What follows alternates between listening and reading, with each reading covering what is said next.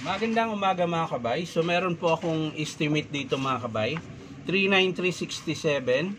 Ang model nito mga kabay ay D25032 rotary hammer ng DeWalt. So ito mga kabay, sasaksak natin. So wala po siyang power mga kabay. Ayan. Tapos ang tigas ng brass holder niya. Selector. Wala po siyang power. So bubuksan natin mga kabay kung bakit ayaw gumana. Baka carbon lang o kaya wiring. So mga kabay, bubuksan ko na po. Ayan. So ayan, mahaba pa po yung carbon niya. So check natin dito sa kanyang switch. Ayan. So titingnan natin kung gumagana. So ayan mga kabay, gumagana po yung tester ko. Ngayon, check natin yung kanyang cord tsaka switch kung gumagana. Tapos pipisilin mo yung trigger. So ibig sabihin mga kabay, walang problema dito sa cord tsaka sa switch. Ayan. So pag nag-test kayo dito mga kabay, para hindi na kayo paisa-isa, diretsuhan na, cord tsaka switch na kaagad ang matitesting mo rito kung buo. Ayan. So ayan, yung pag-testing mga kabay sa plug, dalawa, dito nyo ikabit yung tester, tapos i-short nyo lang yung dalawang wire na to. Ayan. Tapos pipigain nyo yung trigger. So ayan, meron. So walang problema dito mga kabay. Sa switch tsaka cord, walang problema. So dito tayo sa kanyang armature field coil. Ayan. Siyempre ganun din, unahin nyo ng test yung terminal. Ayan. So wala po siyang power mga kabay. Ayan. Dapat gagana ito. Kahit isilik mo yung brass holder, ayan, nakasagad. So wala po siyang power. Ayan. So bubuksan natin ito mga kabay. Ayun, meron pala dito. Titesting natin yung field coil. So wala pong palo mga kabay dito. Dito tayo sa kabila. So ayan, meron mga kabay. So dito ang putol, yung sa field coil. So bubuksan natin mga kabay. Tingnan natin kung saan naputol. So ayan mga kabay, nakalas ko na po yung screw. So yung lock na lang ang hindi pa. Ito. Ayan.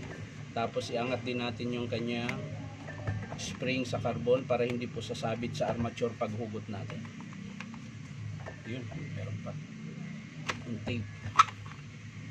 So yan mga kabay, ganda pa po ng armature. Yan. Pero sumasayad po ito mga kabay. Oh. So maaring maluwag yung kanyang field coil. Ayan, maluwag mga kabay. Oh. Ayan. Ayan, nauga. Oh, tapos ayan, oh, tinaktak ko lang mga kabay. Ayan, oh, putol yung dalawang terminal pala. Oh. Pansin nyo po, wala na yung terminal sa dalawa. Yung kabila meron eh. So naiwan po, nandun po sa brass holder nakakabit. So ihinang natin yan mga kabay. Kailangan lang nating makuha yung ayan, yung brass holder pala mga kabay. Kailangan nating mahugot.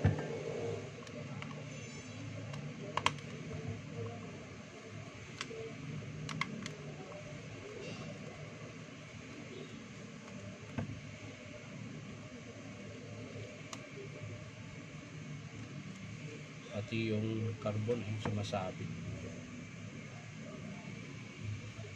Sumasabit sila. Kailangan makalas yung screw. Kasi sumasabit.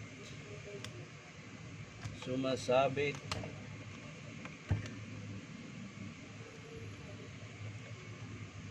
Wala na. Yun. Yun. So nakalas ko na mga kabay. Ito yung dalawang terminal. Ayan. Terminal sa field coil. So ihinang po natin yan mga kabay. So ayan mga kabay, nahinang ko na po. Ayan. Kaso lang, kahit nahinang ko na siya mga kabay, Pag testing ko nito mamaya kung gagana yung hammer, walang problema, papalit pa rin ako nito. Kasi yung kabilang linya niya mga kabay, sagad na po, hindi ko na siya naikot. So ang ginawa ko, pinagdugtong ko na lang yung wire ng ganyan tapos hininang. So baka maputol siya ulit, kaya kailangan ko pa rin palitan to. So kaya ko lang siya hininang ngayon mga kabay para malaman ko, mapaandar ko siya, malaman ko kung walang iba siyang sira. So magpapalit pa rin tayo nitong field coil na to mga kabay. So titesting na natin mga kabay, kakabit natin ulit. Hindi ko rin muna siya sapinan dahil gaya nga ng sinabi ko mga kabay, magpapalit po talaga ako ng field coil. Ayan. Saka ko na po sapinan to ng piece paper kapag in-approve ng customer mga kabay. So ayan mga kabay, kabit ko na. Medyo maluwag talaga yung yung field coil. Tapos babalik natin yung brass holder mga kabay.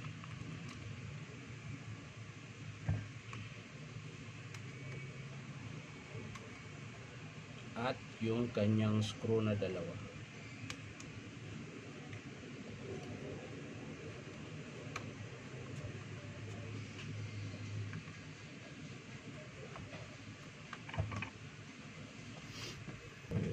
So mga kabay, nakabit ko na po yung brass holder. Ayan, nalaglag yung kanyang baffle. So kakabit na po natin yung armature. Ayan. Tapos sikitan natin.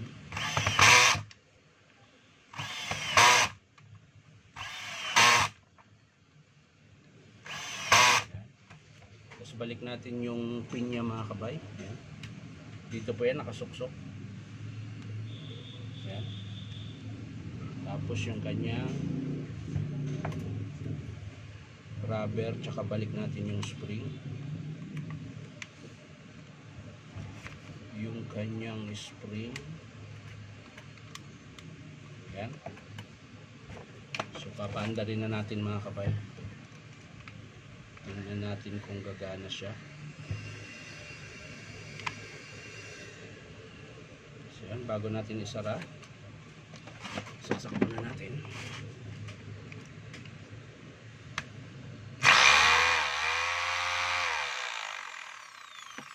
Gumagana siya mga kabay dahil lang po dun sa kanyang brass holder na field coil na naputol.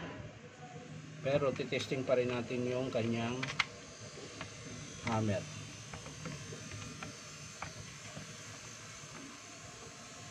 Kaya kailangan nating isara muna. Sara muna natin ito, tapos titesting natin. So yun mga kabay, titesting natin yung kanyang hammer. So gumagana siya, hindi rin gumagana yung drill. Titesting natin.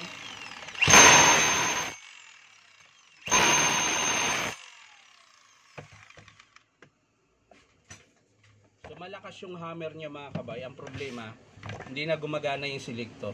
Ayan. So bubuksan natin yung selector mga kabay. Ayan. Yung sa pagbukas, tulad pa rin ng dati.